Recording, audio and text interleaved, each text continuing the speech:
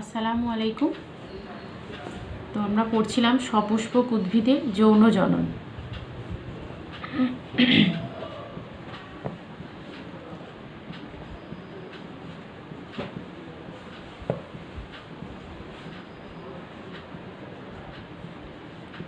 সপুষ্পক উদ্ভিদের যৌন জননে আজকে আমরা কিভাবে যৌন জনন ঘটে সপুষ্পক উদ্ভিদের সেটা পড়ব, অর্থাৎ নিষেক ও নতুন উদ্ভিদ গঠন। নিষেক ও নতুন উদ্ভিদ গঠন, এটা নিয়ে আলোচনা করব। তো প্রথমে আমাদেরকে জানতে হবে নিষেক কী না। সপুষ্পক গুপ্তবীজী উদ্ভিদের ক্ষেত্রে কি হয়, নিষেক একটা গুরুত্বপূর্ণ ঘটনা। সপুষ্পক উদ্ভিদের গুপ্তবীজী সপুষ্পক উদ্ভিদের নিষেক একটা উন্নত মানের প্রক্রিয়া। তো এই নিষেক কাকে বলে না, পুংজনন কোষ বা পুংগ্যামেট ও স্ত্রী জনন কোষ বা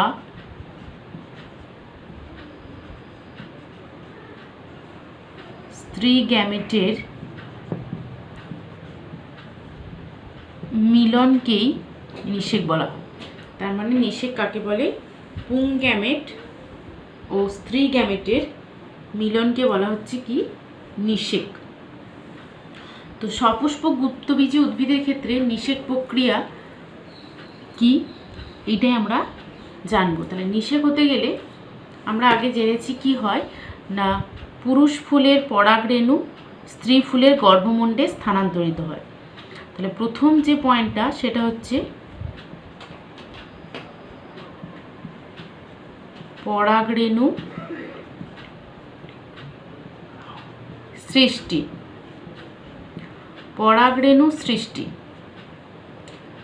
পরাগরেণু সৃষ্টি কিভাবে হয় না, ফুলের পুংকেশরে যে পরাগধানী থাকে, ফুলের পুংকেশরের যে পরাগধানী এরকম দেখতে হয়, তাই না? ফুলের পুংকেশরে যে পরাগধানী থাকে, সেই পরাগধানীর মধ্যে পরাগরেণু মাতৃকোষগুলো, যে পরাগরেণু মাতৃকোষগুলো থাকে সেগুলো কিন্তু ডিপ্লয়েড প্রকৃতির হয়, 2N। এই পরাগরেণু মাতৃকোষের মিওসিস সেল ডিভিশন ঘটে। কি ঘটে?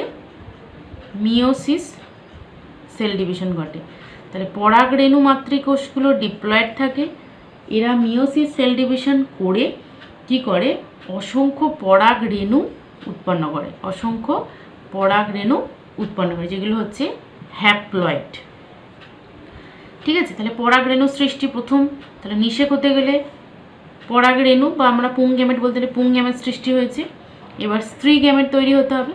তাহলে প্রথম পয়েন্ট হলো পরাগরেণু সৃষ্টি। পরাগরেণু সৃষ্টিটা কী রকম করে হয় না, যে পরাগধানী থাকে, পুরুষ ফুলের যে পরাগধানী তার মধ্যে পরাগরেণু মাতৃকোষ থাকে, সেগুলো প্রথমে থাকে ডিপ্লয়েড প্রকৃতির, পরে সেগুলো মিওসিস সেল ডিভিশন করে হ্যাপ্লয়েড অসংখ্য পরাগরেণু সৃষ্টি করে। এরপর হচ্ছে ডিম্বাণু, পরাগরেণু, এরপর হচ্ছে ডিম্বাণু বা স্ত্রী গ্যামেট সৃষ্টি। ডিম্বাণু বা বলতে পারি স্ত্রী গ্যামেট সৃষ্টি। এটা কিভাবে হয় না, উদ্ভিদের ফুলের ডিম্বাশয়ের মধ্যে কি থাকে, এক বা একাধিক ডিম্বক থাকে, তাই না? এক বা একাধিক ডিম্বক থাকে। এই ডিম্বকের ভ্রূণস্থলীর মধ্যে কি হয়, পরিস্ফুটনের মাধ্যমে স্ত্রী গ্যামেট উৎপন্ন হয়। এই একটা যদি ডিম্বকের ডিম্বাণুর সৃষ্টির জন্য আমরা দেখেছি যে ডিম্বাশয়ের ভেতরে কি থাকে, ডিম্বক।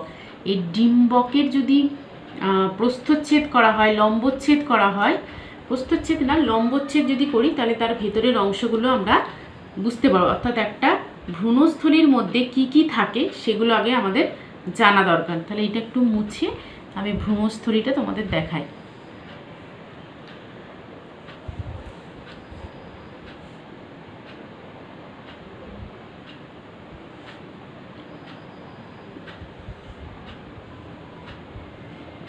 ধরো এটা একটা ভ্রূণস্থলীর ভেতরের অংশ, এর বাইরে একটা এরকম অংশ থাকে।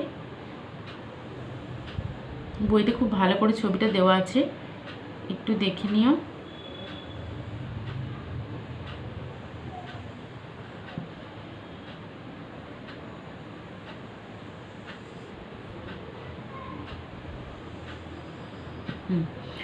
এটা হচ্ছে ভ্রূণস্থলীর ভেতরের অংশ। তো ভ্রূণস্থলীর ভেতরে আমি এঁকে নিই, তারপরে বলি এগুলো কি।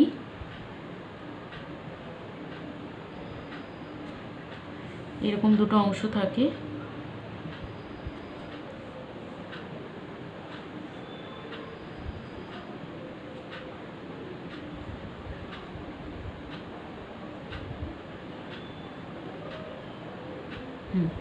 এটা হচ্ছে একটা ভ্রূণস্থলীর ভিতরের অংশ।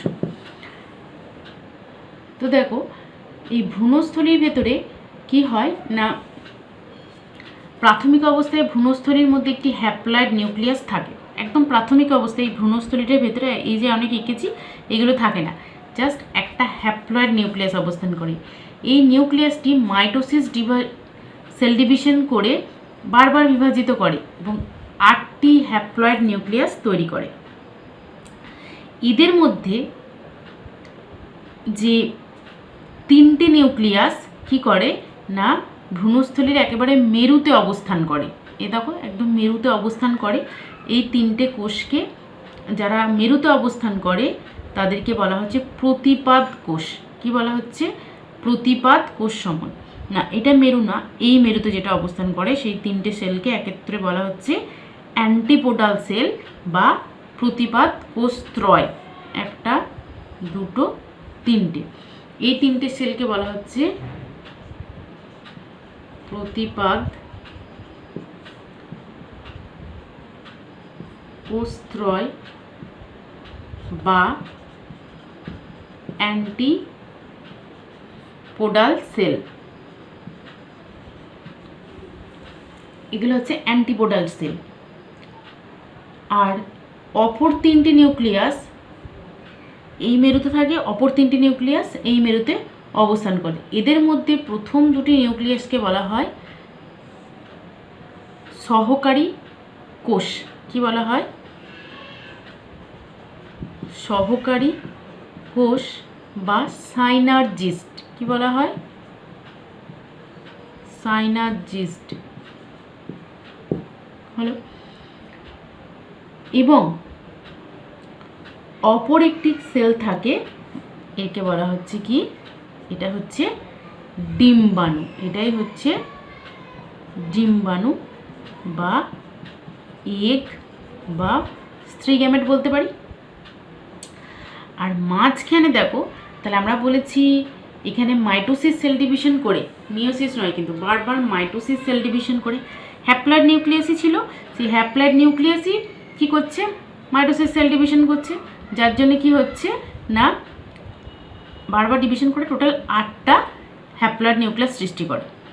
এন ছিল, সেগুলো মাইটোসিস সেল ডিভিশন করে আবার 8টা, বারবার মাইটোসিস ডিভিশন করে, একবারে হয়তো 2টো হয়েছে, তারপরে আবার মাইটোসিস সেল ডিভিশন করেছে, 2টো হয়েছে, আবার করেছে, 2টো হয়েছে, এইভাবে 8টা কি হয়েছে না হ্যাপ্লয়েড নিউক্লিয়াস সৃষ্টি হয়েছে। তার মধ্যে দেখো 3টে এখানে, এখানে 3, 6টা।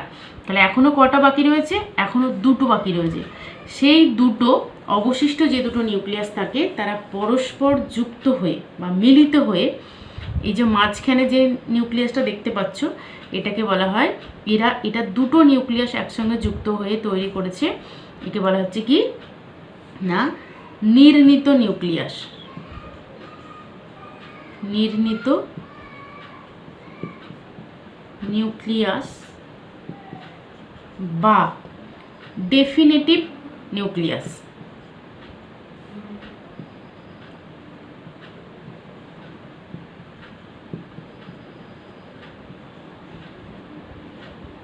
সরি,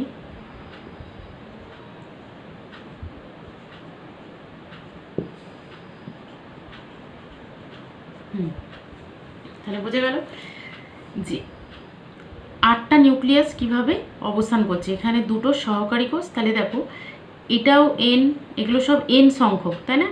একমাত্র নির্ণীত নিউক্লিয়াস দুটো এন এন যুক্ত হয়ে গেছে, তাহলে এই নির্ণীত নিউক্লিয়াসটা কিন্তু 2n হবে। বাকি যে যে সমস্ত সেলগুলো ছিল, যে সমস্ত সাইনাজিস্ট বলো, অ্যান্টিপোডাল সেল বলো, ডিম্বাণু বলো, এরা সব কিন্তু এন, তাই তো? এরা কিন্তু প্রত্যেকে এন।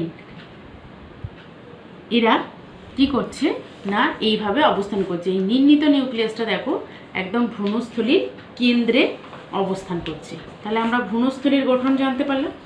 এবার দেখো পরাগযোগ ঘটবে তবে তো নিষেক ঘটবে।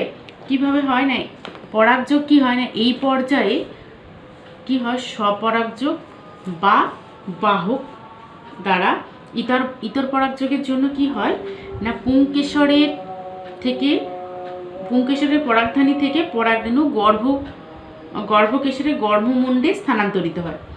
পরাগরেণু ফুলের গর্ভমুণ্ডে আবদ্ধ হওয়ার পর একটি পরাগনালীর সৃষ্টি করে। ধরো এখানে এসে পড়েছে, এখান থেকে এই ভেতরে প্রবেশ করতে গেলে একটা পরাগনালী সৃষ্টি হবে। তা থেকে কি হবে, পরে সেই পরাগরেণু ডিম্বাশয়ে প্রবেশ করবে এবং নিষেক ঘটবে। তো কিভাবে হয় না পরাগরেণু পরাগনালীতে প্রবেশের পর পরাগরেণু কি হয়, কোথায় এসে পড়ে না পরাগনালী, তার মানে গর্ভমুণ্ডে এসে পড়লো। আর এসে পড়ার পর পরাগরেণু পরাগনালীতে প্রবেশের পর তার বিভাজন ও পরিস্ফুটন হয় এবং দুটি হ্যাপ্লয়েড পুংগ্যামেট তৈরি করে। ঠিক আছে, তো দুটি হ্যাপ্লয়েড পুংগ্যামেটের কি হয় না এরা ভেতরে প্রবেশ করার জন্য একটা পরাগনালী কি করে, ডিম্বক রন্ধ্র, এটাকে ডিম্বক রন্ধ্র বলা হয়, সেই ডিম্বক রন্ধ্র ভেদ করে কি করে না ভেতরে প্রবেশ করে। তো এই ডিম্বক রন্ধ্র ভেদ করে যখন ডিম্বকে প্রবেশ করে তখন তাকে বলা হচ্ছে পোরোগ্যামি। কি বলা হচ্ছে, পোরোগ্যামি। ডিম্বক রন্ধ্র ভেদ করে ডিম্বকে প্রবেশ করে বলে একে বলা হচ্ছে পোরোগ্যামি।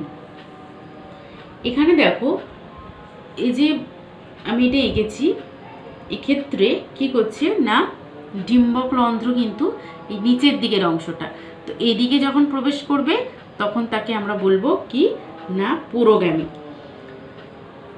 এইভাবে ডিম্বক মূল দিয়ে যখন প্রবেশ করবে তখন তাকে চ্যালাজোগামী, এবং ডিম্বক ত্বক ভেদ করে ঢুকলে তাকে মেসোগামী। যেগুলো তোমাদের এখন না জানলেও হবে, ডিম্বক রন্ধ্র দিয়ে ভেদ করে যখন যায় তখন তাকে পোরোগ্যামি বলা হয়। ঠিক আছে, তো তাহলে কি হলো না এটা আমি ভ্রূণস্থলীর গঠন বলেছি, আবার বোঝার চেষ্টা করো এটা ভ্রূণস্থলীর ভেতরে কি কি থাকে।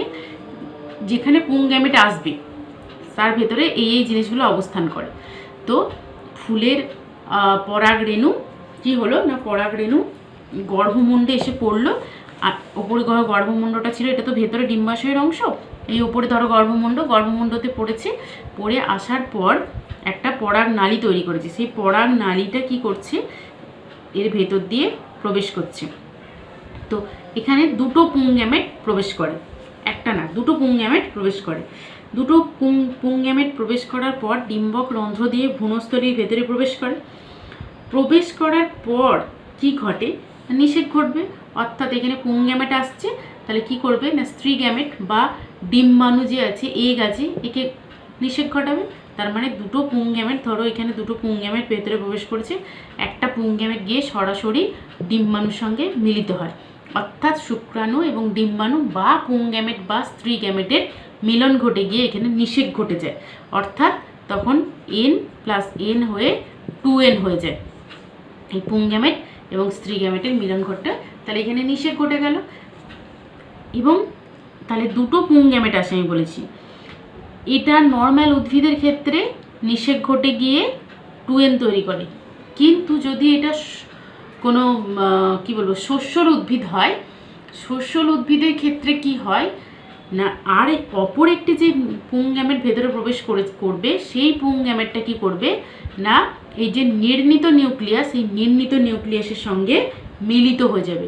তাহলে নির্ণীত নিউক্লিয়াসের সঙ্গে যদি মিলিত হয়, অলরেডি নির্ণীত নিউক্লিয়াস 2n ছিল, তার সাথে আবার একটা n যুক্ত হয়ে গেল, তাহলে কি তৈরি করবে 3n তৈরি করবে, অর্থাৎ ট্রিপ্লয়েড তৈরি করবে। তাহলে এটা হবে শস্যল উদ্ভিদের ক্ষেত্রে। তাহলে শস্যল উদ্ভিদে তাহলে নিষেকটা দুবার ঘটছে, ওই জন্য একে দ্বিনিষেক বলছে। দেখো একবার ডিম্বাণুকে নর্মালি যেটা করে ডিম্বাণুর সঙ্গে আমার মিলিত হচ্ছে, আর একবার নির্ণিত নিউক্লিয়াসের সঙ্গে মিলিত হচ্ছে।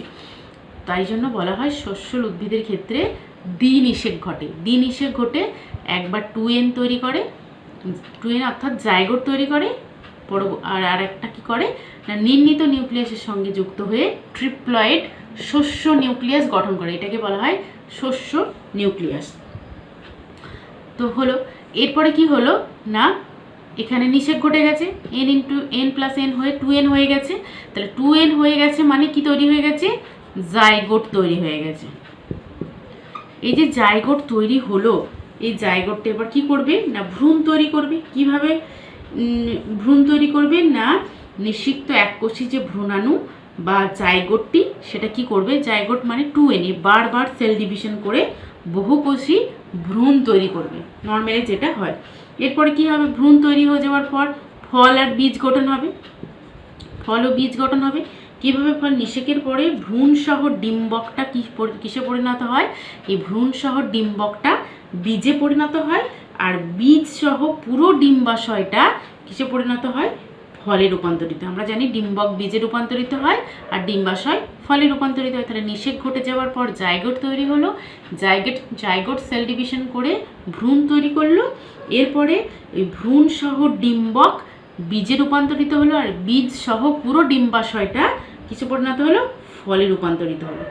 পরে কি হবে না বীজের মধ্যে কি থাকে?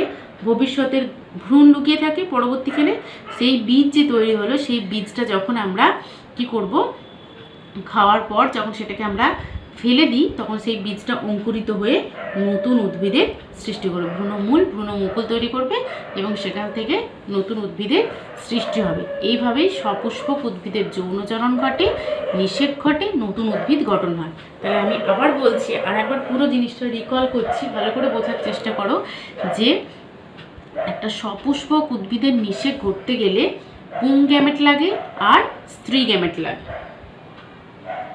কী লাগে? আমি এটা মুছে দিচ্ছি, নিয়ে আর একটু পরিষ্কার করে দেখাচ্ছি।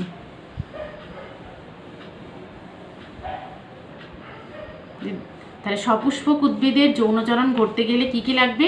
একবার পুং গ্যামেট লাগবে একটি, আর স্ত্রী গ্যামেট লাগবে।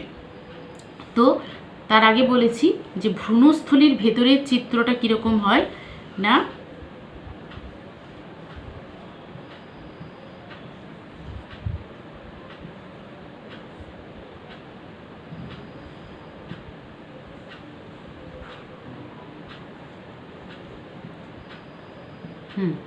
তো ওপরগুলো কি বলেছিলাম? এই দুটো বলেছিলাম সহকারী কোষ,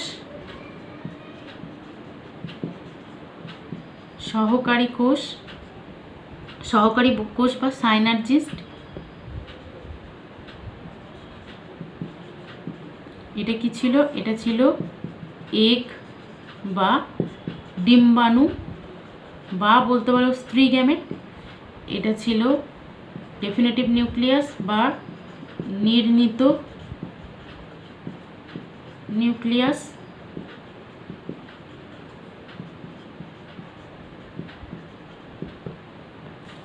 ডেফিনেটিভ নিউক্লিয়াস। আর কি ছিল? এটা ছিল, এই তিনটে ছিল কি না অ্যান্টিপোডাল সেল বা সহকারী কোষ। অ্যান্টিপোডাল সেল বা সহকারী কোষ।